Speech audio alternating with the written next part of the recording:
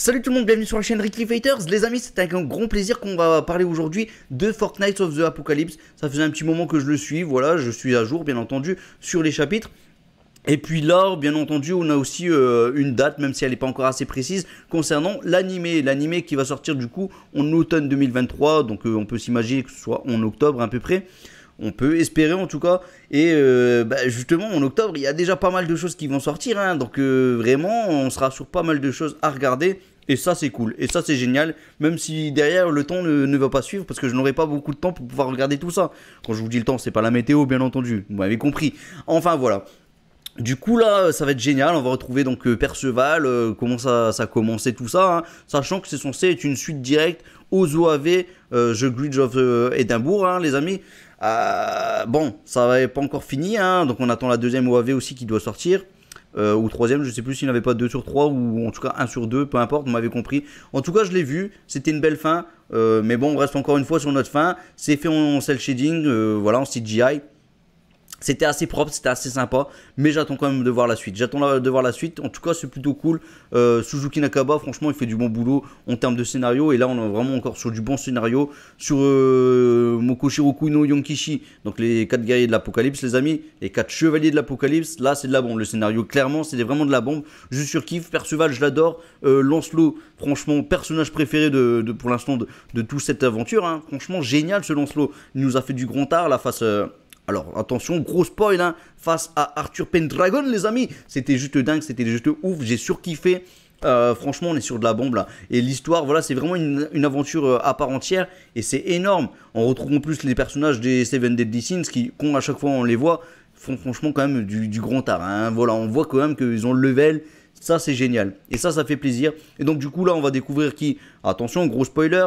Perceval. On va découvrir bien entendu Donnie, Naziel, Anne, on va en découvrir encore plein d'autres les amis. Le petit signe, bon finalement c'est Lancelot hein, mais voilà. Et on va redécouvrir du coup Hauser et compagnie, d'autres chevaliers sacrés qu'il y avait dans Nanatsu no Taisai. Et ça c'est dingue, et ça c'est ouf. L'animation qu'on a dans ce studio Télécom, elle est plutôt propre, elle est très propre même. C'est ceux qui avaient fait, pour ceux qui se rappellent, Tower of God, et franchement c'était cool. D'ailleurs j'attends vraiment encore une fois, j'attends la deuxième saison de Tower of God, c'était vraiment génial. Mais voilà, j'attends la suite, je n'ai pas lu le manga. J'attends la suite. Là en ce moment je regarde...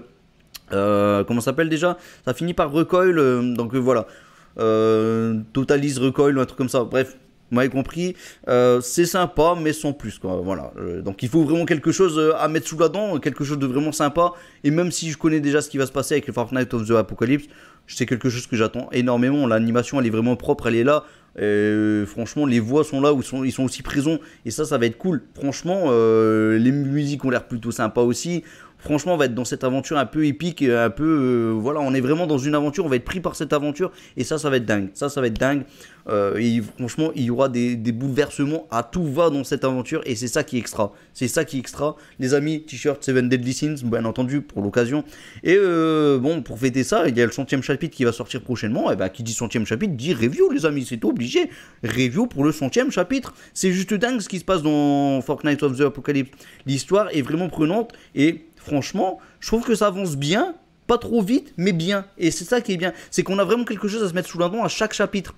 Et moi, je vais pas vous mentir, hein, je les ai lus en masse comme ça. C'est peut-être ça aussi qui m'a donné un petit peu cet effet génial comme ça de Fortnite of the Apocalypse. Bien, à l'époque, j'avais déjà lu les 50 premiers chapitres, tout ça. Après, j'ai repris. Là, maintenant, je suis à jour vraiment. Et franchement, lire pas mal de chapitres comme ça, en masse, ça, franchement, c'est juste énorme. J'adore. Je préfère ça que lire un par un, comme je le faisais à l'époque où je faisais des live réactions sur chaque chapitre des Seven Deadly Sins, même si j'appréciais. Hein. Attention, Seven Deadly Sins, c'est vraiment un des mangas que j'adore le plus. Hein. Il fait peut-être pas partie de mon top 5, mais je kiffe. Ça, les amis, on peut pas se le cacher. Et voilà, donc en tout cas, pas mal de choses cette année, encore une fois, et l'animé, ça va être de la bombe. Ça va être de la bombe, rien à redire. Je souligne déjà que ça va être génial. Je vois déjà, je le valide déjà que ça va être top. Donc franchement, hâte de découvrir Perceval avec son grand-père qui va mourir, tout ça. Enfin bon, ça c'est le début. Et donc, on va voir ce que ça va donner tout ça. N'hésitez pas à dire en commentaire si vous aussi vous attendez avec impatience cet animé. Et prochainement, je vais vous faire une petite vidéo également, les amis. Une petite vidéo que je vais intituler Interview d'Escanor. Ah, ça veut dire pas mal de choses tout ça. Je vous laisse la petite surprise. Interview Escanor, vous allez kiffer. Escanor, le meilleur personnage, enfin, en tout cas un personnage apprécié de tout le monde. C'est un peu comme du Broly, on est obligé de le kiffer. Et ben c'est Escanor, on le kiffe, c'est comme ça. Voilà, et donc du coup, interview avec Escanor. J'espère que vous allez kiffer les amis. Voilà, voilà, allez on se retrouve prochainement. Bon, petite date, en tout cas, n'hésitez pas à mettre sur votre calendrier hein, toutes les dates qu'il faut pour octobre, en tout cas automne 2023, pour l'animé de Moko Shiroku no Yonkishi. Ça va être de la bombe, ça va être de la balle. Allez, salut tout le monde, ciao, ciao, ciao. Et je vous dis à bientôt. Et surtout, on va retrouver bientôt les 4 guerriers de l'Apocalypse, Lancelot, Perceval et compagnie, les amis, ils seront tous présents. Je vais pas vous citer tout le monde. Ah bah oui, hein, non, je vous donne les 2 premiers. Et puis voilà, à vous de découvrir le reste. Salut tout le monde, ciao. Masenko.